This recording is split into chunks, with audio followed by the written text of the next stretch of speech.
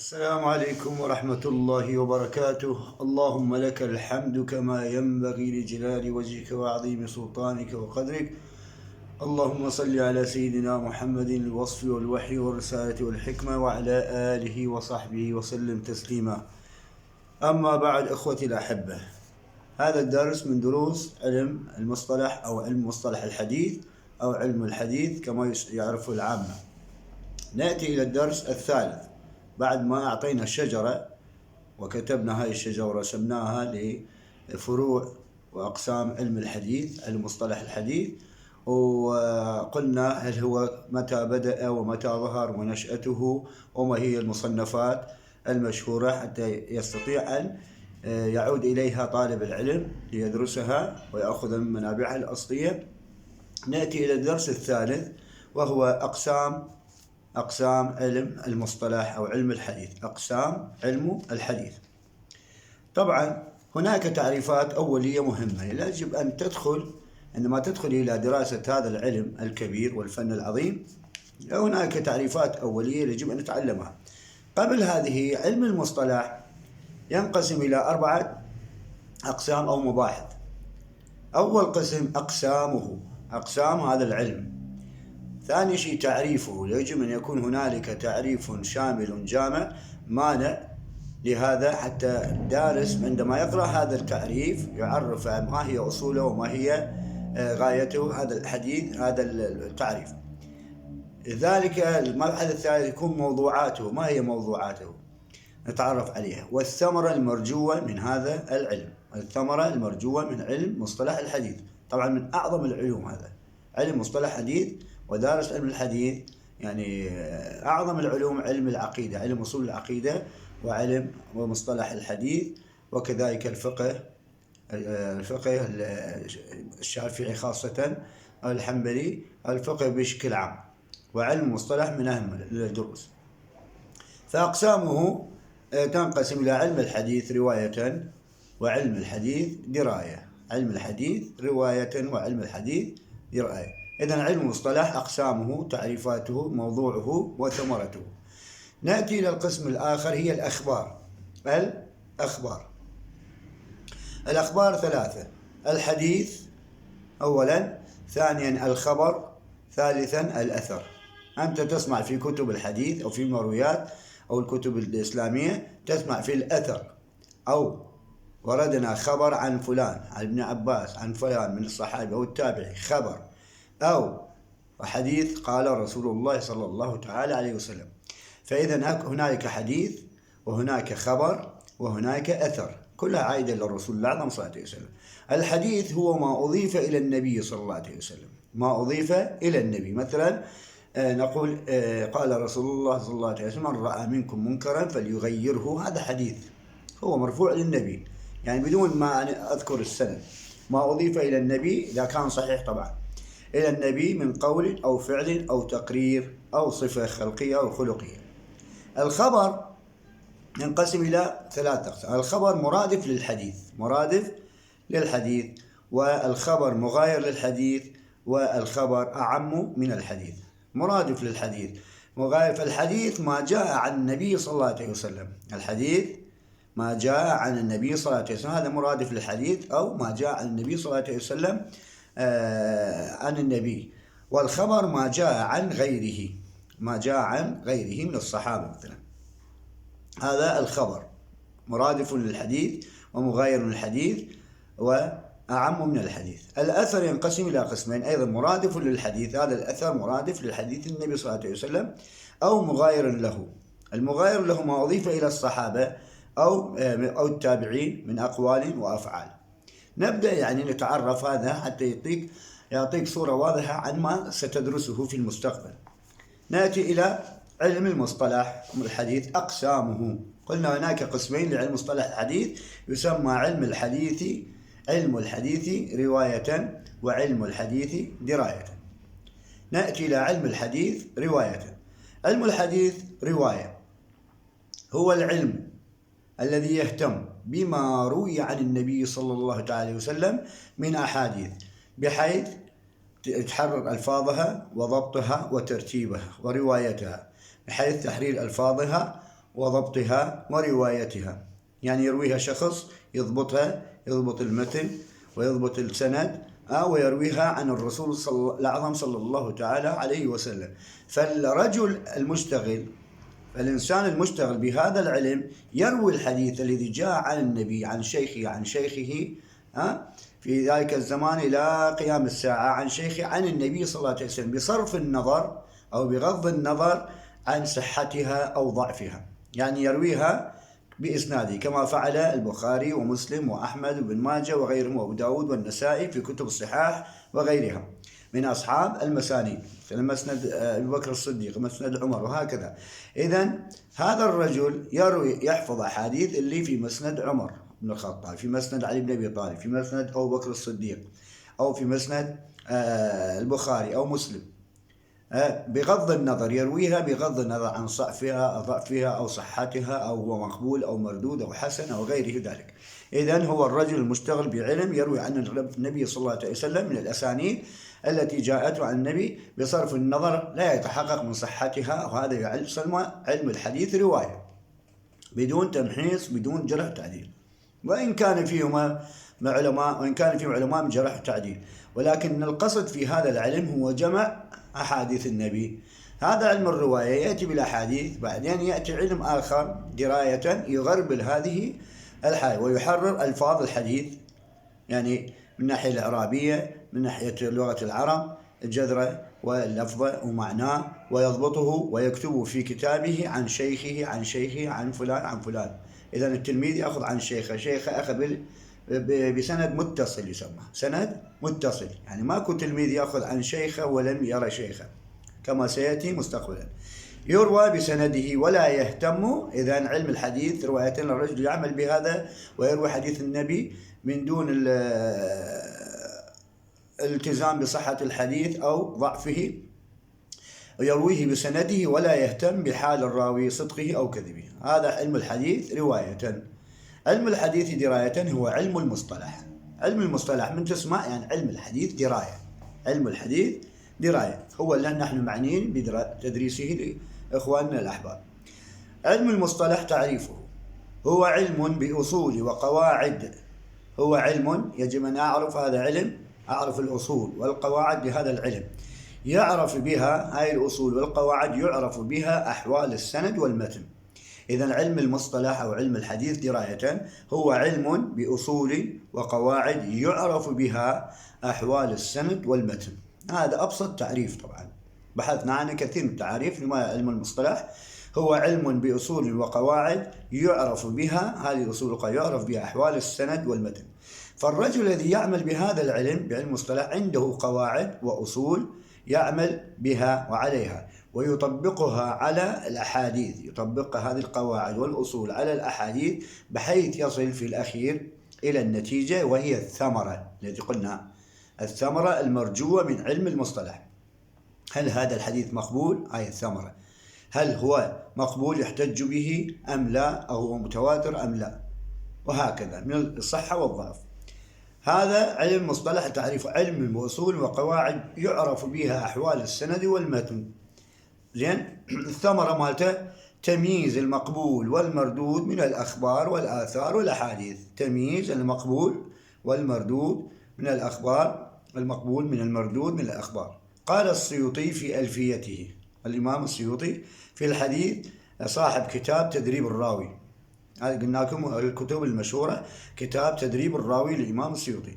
علم الحديث ذو قوانين تحد، إذن بها أصول وقواعد يدري بها أحوال متن وسند، فذلك الموضوع والمقصود أن يعرف المقبول والمردود. يعني في هذا البيتين أعطاك أقسامه وأعطاك أصوله وقواعده والثمرة المرجوة موضوعاته والثمرة المرجوة. علم الحديث ذو قوانين تحد يدري بها أحوال متن وسند، فذلك الموضوع والمقصود أن يعرف المقبول والمردود. جمعها في هذا البيتين من الشعر الإمام السيوطي. بعد ما عرفنا علم الحديث رواية وعلم الحديث دراية، نأتي إلى علم الحديث عند المحدثين يعني أهل الاختصاص. هو ما أضيف إلى النبي صلى الله تعالى عليه وسلم من قول أو فعل أو تقرير أو صفة خلقية أو خلقية، مثلا قال صلى الله تعالى عليه وسلم إنما الأعمال بالنيات، هذا الحديث متواتر. أو فعل أو فعل روي عن الشيخ إلى الصحابي قال إني رأيت هذا رسول الله يفعل هذا، مثلا صلوا كما رأيتموني أصلي، قال الرسول فعل كذا، كان يطيل في الأولين ويقصر في الآخرين في صلاة الرباعية، كذلك يشرب قائما الرسول الأعظم صلاته ويستاك كذا كذا. هذا ما يبي حديث. صفة سواك النبي، صفة مشي النبي، هاي كلها يرويها منه الصحابة. هذا صفة خلقية أو خلقية للرسول صلى الله عليه وسلم. ونأتي إلى التقرير أو التقرير. إذن قول قال رسول الله، فعل الرسول الله يروي لنا الصحابي، أو تقرير ما سكت عنه النبي صلى الله عليه وسلم، يعني فعله أمام الرسول الأعظم في حياته فلم ينهي عنه ولم يأمر به فسكت عنه، إذن هي مباحة. مثلا تقرير روي عن شيخ عن الصحابي أن النبي صلى الله عليه وسلم سأل عمر بن عبد العاص عندما كان في سرية. الرسول صلى الله عليه وسلم عندما عاد عمرو بن العاص من سرية كان هو أميرها، فنام عمرو فاحتلم فأصبح جنوبا والماء بارد جدا، فتيمم عمرو بن العاص رضي الله تعالى عنه وصلى بأصحابه، فحكى عمرو ما فعل مع أصحابه، فقال صلى الله تعالى عليه وسلم سأله الرسول الأعظم ما حملك على هذا؟ فقال عمرو تذكرت قوله تعالى ولا تقتلوا أنفسكم إن الله كان بكم رحيما، فضحك النبي صلى الله تعالى وسلم وأقره على ذلك، لأنه لو استعمل الماء البارد لهلك، فأقره صلى الله عليه وسلم على فعلته. إذن هو مباح صحيح لا يخالف شرع الله سبحانه وتعالى. أو صفة معينة يروي الصحابي عن النبي كان كث اللحية ليس بالطويل الذاهب ولا بالقصير، صفة خلقية. الشكل العام للرسول صلى الله عليه وسلم كان خلق القرآن، كان صحابة النبي صلى الله عليه وسلم أطيب من الريح المرسلة في رمضان. فهذا من قول الصحابي يصف بها رسول الله صلى الله عليه وسلم. وكيف نعرف صفة رسول الله إن لم يرويها لنا؟ خم الرسول يصف نفسه، مثلا قول الإمام علي يصف الرسول، أو قول الحسن يصف الرسول والصحابي، وهكذا. نأتي إلى إذن عند المحدثين صفة خلقية أو خلقية، وفعل أو تقرير أو قول للرسول الأعظم صلى الله عليه وسلم. نأتي إلى الخبر. قالوا إنه الخبر مرادف للحديث بمعنى الحديث. إذن الخبر بمعنى الحديث، هذا قول طائفة من العلماء. فنقول ما جاء عن النبي صلى الله تعالى وسلم، هذا الخبر بشكل عموم. فنأتي إلى أقسام. الخبر مرادف للحديث، هذا قلنا ما قال الحديث إنه خبر قول الرسول صلى الله عليه وسلم، عندما يخبرني أن الرسول الله قال ذلك فهو أخبرني إلى حديث النبي كذلك، فيسموه مرادف للحديث. أو الخبر مغاير للحديث، فالحديث ما جاء عن النبي والخبر ما جاء عن غيره من الصحابة والتابعين. إذن مباشرة من النبي هذا يسمى حديث. أعم من الحديث، قالوا إنه أعم من الحديث، فالحديث ما جاء من النبي فقط، والخبر ما جاء عن النبي وغيره. فأقول هذا خبر عن النبي وهذا خبر عن ابن عباس أو عن سعيد بن المسيب، وهكذا. نأتي إلى القسم الأخير من الأخبار، الأثر. يقولون جاء في الأثر. ما هو الأثر؟ وعلى قولين بين أهل العلم. مرادف للحديث الأثر، فأقول جاء في الأثر عن النبي، يجوز أن على قولهم يجوز جاء في الأثر عن النبي، قال ابن عباس جاء في الأثر عن النبي. القول الثاني يقول مغاير للحديث، وهو ما أضيف للصحابة والتابعين من أقوال وأفعال. يعني الصحابة من قالوا قول معين أو فعلوا فعل معين فهو مأخوذ من أين؟ مأخوذ لأنه رأوا رسول الله صلى الله عليه وسلم يفعل ذلك، هذا يسموه مغاير للحديث. جاء في الأثر عن ابن عباس، جاء في الأثر عن أبي هريرة، فنسمي أقوالهم وأفعالهم آثارا.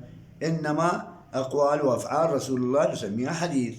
إذن أفعال وأقوال رأوا رسول الله يفعل ذلك، كان رسول الله كذا كذا يفعل ذلك، يسمى هذا. أو قال ذلك، سمعت رسول الله صلى الله عليه وسلم قال ذلك، أو سألت رسول الله، هذا يسموه حديث.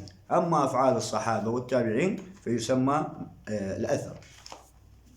فلا تقول جاء في الحديث عن أبي هريرة، لا نقول، ولكن أقول جاء في الأثر عن أبي هريرة، لأن الصحابة أيضا لهم أقوال وأفعال وفتاوى هي غير كلام الرسول صلى الله عليه وسلم.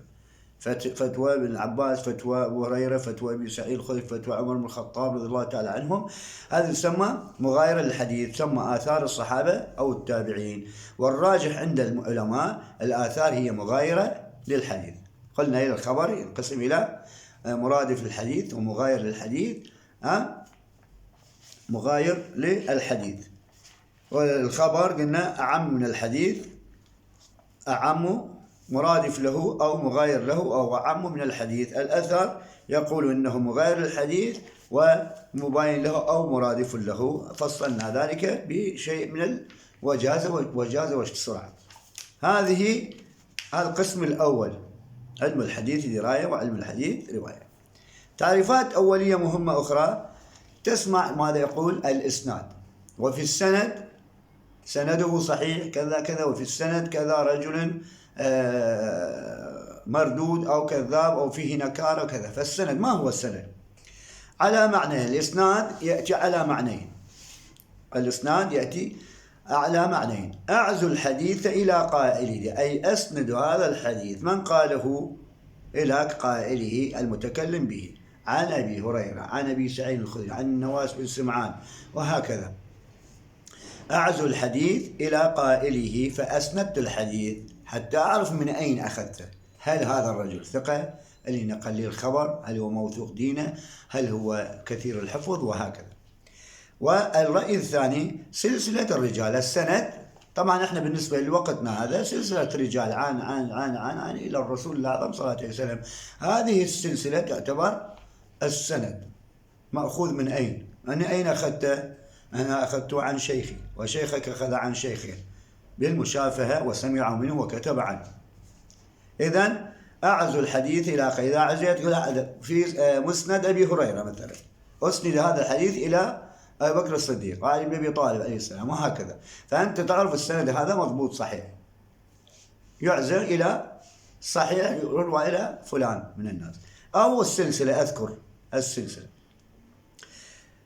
وإنها مرادف، وهو بذلك مرادف إلى السنة، وإن كان الكلام فيه استدراك طبعا، ولكن هناك من أهل العلم يذكرونه، في هذا كلام فيه نظر. فالسند هل هو رجال فقط أو إنه رجال مع صيغة؟ زين؟ فالسند هل هو فقط رجال مسنود هذا الحديث إلى أبو هريرة، أم هو السند القائل المسند إليه والمتن؟ قال أبو هريرة رضي الله تعالى عنه عن النبي صلى الله عليه وسلم: إنما الأعمال بالنيات. إذن هل هو هذا السند أو يسمى طريق المتن؟ إذن فالسند رواة رجال زائدا صيغة أو يسمى طريق المتن. طريق المتن يعني عن فلان عن فلان عن فلان عن فلان، هذا الطريق يؤدي بك إلى قال رسول الله صلى الله تعالى عليه وسلم ذلك. مثلا روى البخاري عن الحميدي عن الزهري عن مرفوع إلى حضرة النبي صلى الله عليه وسلم، فهذا السند اللي يؤدي إلى الحديث. إن فلانا أخبره أو حدثنا، لأن موضوع الصيغ يؤثر في قوة الحديث وضعفه. موضوع صيغ يؤثر في قوة الحديث وضعفه. فإذا قال سمعت أو حدثنا أو أخبرنا أو أنبأنا أو قال فلان، كل ذلك له صيغة وله درجة في التصحيح والتضعيف، لها درجة في قوة الحديث. يعني إذا كان بجهالة إذن هذا الحديث ضعيف. إذا كان بمثلا السند مال الرجال، مثلا سمعت رسول الله صلى الله عليه وسلم، ممن سمعت أنت؟ فلان من الرسول. اللي سمعه من قال فلان قاله. مثلا أنا تابعي قال أبو هريرة سمعت رسول الله صلى الله عليه وسلم، فسمعت إلها تأثير على ضعف الحديث. أو قال رسول الله صلى الله عليه وسلم، أو سألت رسول الله، أو أنبأنا، أو حدثنا. زين؟ أو حدثني فلان عن شيخي. إذن هذا السند إلى صلة في قوة الحديث أو ضعفه. فأفضل التعريفات للسند ما قاله الإمام بدر الدين بن جماعة أحد أئمة الحديث، قال إن السند هو الإخبار عن طريق المتن. الإخبار عن طريق المتن. إذن هذا متن وهذا السند، قائل فلان حتى يخبرك أنه ماذا قال رسول الله صلى الله عليه وسلم. فإذا قال ابن جماعة إن السند هو الإخبار عن طريق المتن. فإذا أخبر عن طريق هذا المتن فأقول رواه البخاري. فإذا أخبر عن طريق المتن فأقول رواه البخاري أو مسلم، أو قال حدثنا، أو قال سمعت عن شيخي، أو قال حدثنا فلان. فالطريق هو راوي مع صيغة كما ذكرنا، فالرجال بينهما صيغة، لأن هذا مهم جدا، مهم يقع عليه أكثر شيء ضعف الحديث أو قوته، ضعف الحديث أو قوته كما سيأتي مستقبلا. فأقول حدثنا شيخي أنه قال حدثنا فلان وحدثنا فلان عن شيخي، وهكذا أخبر هذا كلها رواة، زائدا قال رسول الله صلى الله عليه وسلم كذا كذا، هكذا وصولا إلى المتن. إذا الإسناد هو سلسلة الرجال اللي يوصلك إلى المتن، المسند ذاك الإسناد. المسند يأتي أيضا على معاني، منها كل كتاب جمع فيه مرويات كل صحابي على حدة، مرويات كل صحابي على حدة، ماشي، مسند أبي بكر، مسند عمر، مسند علي بن أبي طالب، مسند كذلك من الصحابة، أي كل صحابي، مسند الإمام أحمد، مسند الطيالسي، الصحابي وليس التابعي، الصحابي وليس التابعي. وليس مختلط، أي يروي مرويات عن عمر مع أبو بكر، لا، اللي قال أبو بكر وسمع عن الرسول يجمع في كتاب، هذا مسند أبو بكر، أو في زمانه سيدنا أبو بكر أخذ الأحاديث اللي قالها، أو قالها علي بن أبي طالب أو سيدنا عمر. ليس مختلط، يعني ما يجي حديث مسند، هذا الحديث مسند إلى سيدنا عمر يكتبها في مسند أبي بكر، لا، ولا مسند أبو بكر يرويها أو مسند علي يرويها في مسند عمر بن الخطاب. أشهر المسانيد مسند الإمام أحمد. الحديث المسند، الحديث